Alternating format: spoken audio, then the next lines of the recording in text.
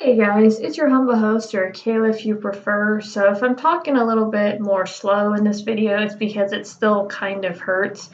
So my oral surgery was a success. I say already off to a bad start. So there was a couple things I actually wanted to touch upon in regards to getting your wisdom teeth removed. And no, I'm not going to be showing any like gross pictures, nothing like that, but just some advice.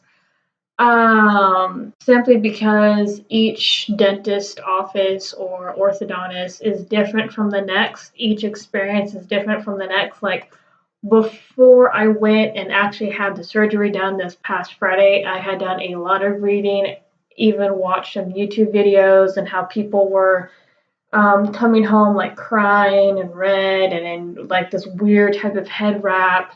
So I tried to like prepare myself mentally as much as I could.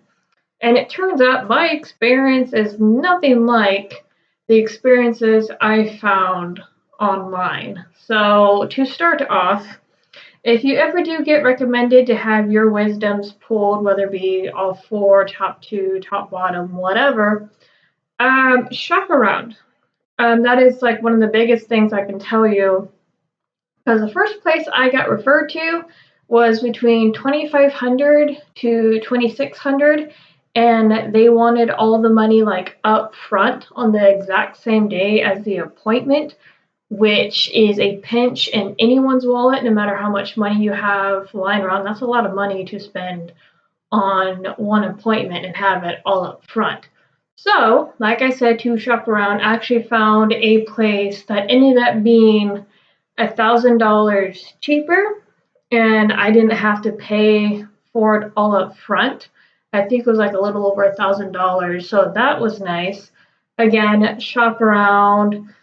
Thing number two, what you read online about like the after effects in regards to what you can or can't eat, um, take those with a grain of salt simply because depending on the skill of the surgeon, depending on the instructions you are sent home with, you're either some places, depending on how the surgery went, will tell you to have a liquid diet, but like the place that I went to, I don't have to be on a liquid diet. I don't have to eat like soup and stuff all the time. It's been a little bit exhausting eating some food, so like pizza or stuff that really causes me to chew. Like I can use a straw, I can do a variety of things, but I still have to be very careful. The biggest thing that any dentist should tell you is like for 24 hours, don't brush your teeth, no rinsing, no straw. Um, what else? If you are still bleeding, put the gauze in your mouth. I was given like a huge wad of it to take home, and thankfully, the bleeding stopped for the most part on the first day. So, and it's thankfully stopped. And because I can only chalk it up to the skill of the surgeon and how careful I've been, I haven't developed something that's called dry socket. And dry socket is after you get your wisdoms removed, blood clots are supposed to form to like cover the nerves that were left exposed. So if those clots like get dislodged before the 24 hours are up, it's going to expose those nerves that were left behind, and it's supposed to make your entire jaw hurt. Thankfully, this is not the case though with me. Um, like I said, I was not sent home with any headgear. I don't wake up crying or anything like that. I actually just woke up kind of tired, and the place I went to actually used all three methods, which is numbing, local anesthetic, which is the nitrous gas or nitrous oxide, laughing gas, and then the IV, which, from what I read, because I went through various orthodontist sites, a couple different blogs. And like I said, I try to mentally prepare because my anxiety has been messing with me for these past few weeks because I had never been put under before, and I don't like the dentist too much. I don't like the doctor's office overall. So it's just like, yeah, this is gonna suck. So this particular place used all three on me, which is actually kind of nice. They relaxed me first, then put me under, and then numbed me after I was put under. Let's see what else is different. Like I said, waited 24 hours and back to a normal diet. It takes me a little bit longer to eat. Now, the biggest thing for me, what again, I can only chalk this up to the skill of the surgeon. Uh, the biggest pain that I have is the size of my mouth. And again, I do apologize because I mentioned in my Twitter thread that I would try to get over the x-ray if I remembered.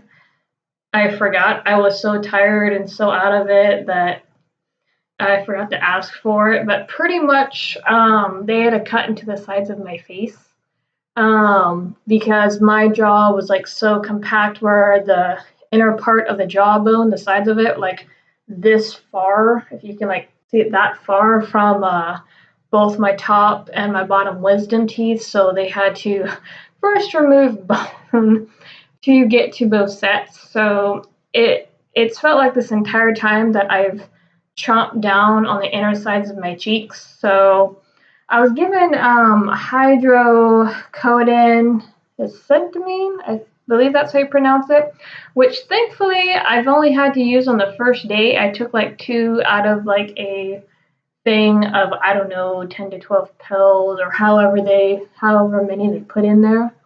And I've been able just to use Advil or ibuprofen for the rest of the time. So I'm healing up nicely. What else? They do recommend that you rinse out your mouth with warm salt water regularly, and you want to be careful how hard you rinse. Something I've noticed too is if you use an electric toothbrush for your usual brushing habits, something I do recommend, this is just me because I'm kind of finding out, to use a soft brush until your mouth doesn't feel so sore. Because I've tried to use my electric one for the past few nights, and it's just, I've had to take Advil right after because it just kind of left my mouth sore and hurting. So if you have a soft brush, I recommend using one and gently brushing your teeth. I still have the stitches in my mouth, and those are supposed to like dissolve or come out by themselves, or I don't know how long that's going to be. I keep hearing like 1 to 2 weeks, 2 to 4 weeks. I don't know. It just feels like I chomped down really hard on my the inner parts of my cheeks, which has not been pleasant. But like I said, I'm doing much better. I am very thankful that my experience with the oral surgeon is way, way different than what I've been seeing online. Like, I even went as far as, for those of you who are familiar with Markiplier, he actually got his wisdoms removed a few weeks back, and I found his video, and he was all kinds of messed up, had the headgear on, and so I'm like, that's gonna be me. But thankfully, I'm not making fun of them. Getting your wisdom teeth removed is not fun, but depending on the dentist, it could be a somewhat comfortable experience. Like, the aftermath kind of sucks because depending on your pain tolerance, depending on how skilled the surgeon was, depending whether or not you're still bleeding a day or so after the procedure, depending on how you were numbed up, things like that. So, but I was, like I said, trying to prepare myself mentally. There was another YouTuber who I found who also had their wisdoms removed. I don't remember her name, but she was also kind of jacked up. And something that they tell you too, if you're put under by the general anesthetic or anesthesia, the IV, they tell you a lot of people will wake up asking where they're at. I didn't have that. I remembered where I was. The only thing I don't remember is when I officially conked out, because the last thing I remember talking about with the oral surgeon and his assistant was about cars. That was the last thing I remember even saying. So, but I woke up, remembered exactly where I was. I wasn't crying. I was just felt really exhausted. And something too, because I haven't heard anyone else mention this, when you are put under anesthesia, and I think this is also true for hospitals, like when you get put under surgery, you're not allowed to eat or drink anything for 8 hours, like 8 hours prior to your surgery time. And the IV is supposed to keep you like hydrated, and they put other drugs into the IV, so it's like a diluted version. I had to go to the bathroom like a few minutes right after I woke up. Like it hit me almost instantaneously, and I thought I was gonna have an accident right there. So they were nice enough to take me to the bathroom.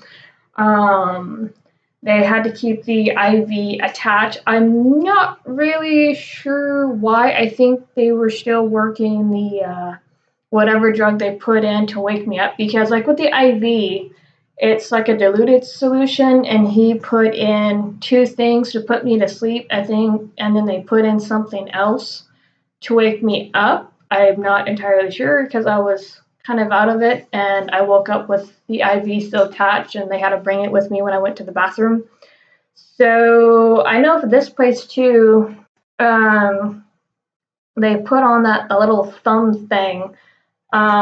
You see these a lot of times at hospitals. I believe that's to keep an eye on your pulse, because they kept checking my blood pressure. They had one of those blood pressure wraps around my arm, and they kept checking my blood pressure. And then they had me strapped to a heart monitor. Nothing really intense, just those little sticky things. One was on my leg, and then two was on my arm. I'm trying to remember, I'm sorry. But anyway, so the experience I had was rather pleasant, thankfully, because I was really freaking out, and my anxiety was so bad, I was shaking on the table. But like I said, I'm doing better. I just wanted to give an update video as well as some pointers if you're going to get your wisdom teeth removed. You can still read up on like how people had theirs done, but don't take it as gospel, because depending on the place you go to and depending on the skill of the surgeon, you can either have less pain during the recovery process, or you kind of more. Thankfully for me, I didn't have to have a headgear, the bleeding stopped, and I can take ibuprofen. I don't have to take the heavy duty pain meds that they sent me home with. I'm not saying it's a bad thing to take the hydro, but considering how a lot of that stuff has like an addictive, you can get addicted to it, and it does make you feel like really floaty. I want to say almost drunk, but not really. I don't, it's kind of hard to describe. You feel kind of like really spacey and really out of it. Something else too, and I don't know if this is going to go away, because as I said in my Twitter thread, that there was a possible chance for slight nerve damage either on the top nerve or the bottom one. I now developed like some numbness right here, and it wasn't like that 1 to 2 days ago, so I don't know if that's like an after effect. I don't know if that's going to go away. Hopefully it does, because it's kind of weirding me out. But anyway, I'll keep you guys posted. I do have a follow appointment coming up soon. But so far, so good. So I should hopefully be active more this week. Anyway, sorry for the long, rambly video. Like I said, wanted to touch base on some things that I learned while going through this once in a lifetime experience. Anyway, you guys have a good day, good night, and I'll see you guys in the next one.